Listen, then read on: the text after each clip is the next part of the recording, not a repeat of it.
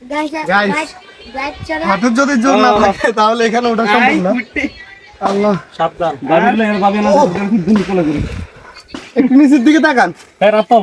ওই যে গিরিপথ থেকে আমরা উঠছি এখানে। আমি জি আল্লাহর নিয়ামত কত সুন্দর, এটা না দেখলে বুঝতাম না।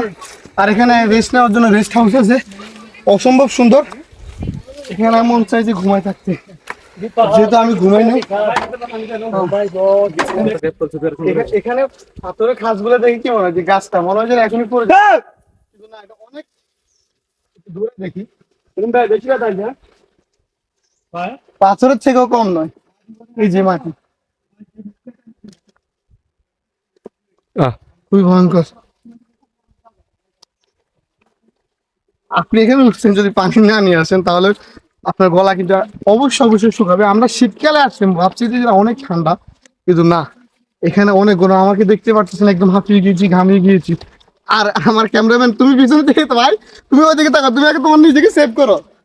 দেখতে পাচ্ছেন রাস্তার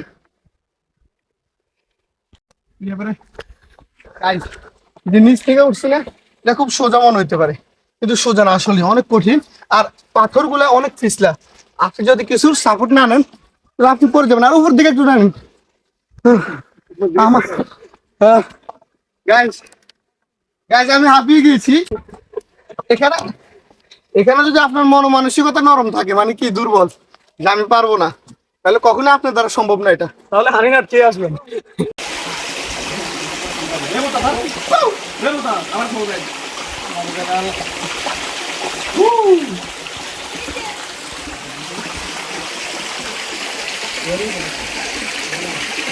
এদিক দিয়ে পড়বি।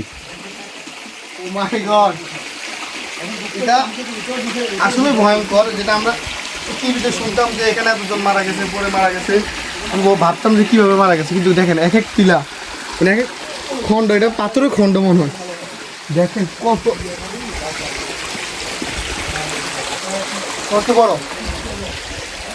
এখানে একটা সুড়ঙ্গ, জাস্ট আমেজিং আর খুবই ভয়ঙ্কর। মানে এটা ভাবতেন না যে এটা আপনি যদি বাস্তবে দেখেন অনেক অনেক অ্যাডভেঞ্চার আর ভয়ঙ্কর, যেটা মানে বিশ্বাস করার মতন নয়। এখন যদি এখানে বেয়ারকে এনে দেওয়া হয়, মানে তিনি যেভাবে বিশ্লেষণ করবেন, সেরা সেরা, আসলেই সেরা ভাই। এখানে দেখ দুটা মানে পানি যখন বেশি ছিল।